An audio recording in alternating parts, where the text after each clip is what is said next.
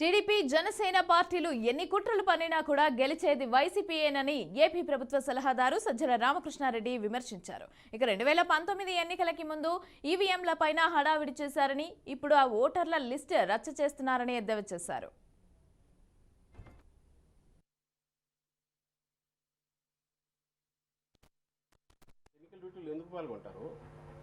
ఎన్నికల డ్యూటీలో పాల్గొనరు.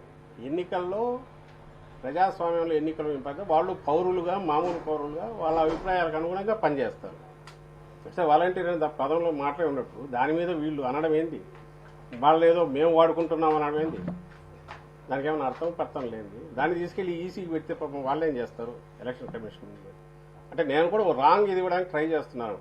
ఇప్పుడు కాదు, 4-5 నెలల నుంచి మొదలు పెట్టారు. ఎలాగో పుట్టి మునిగింది అని తెలుసు. రేపు ఎన్నికల్లో ఇంకా ఆ అకౌంట్ ఓపెన్ అవుతుందో లేదో డౌట్ వాళ్ళకు. 23 కూడా వచ్చే ఛాన్స్ లేదు.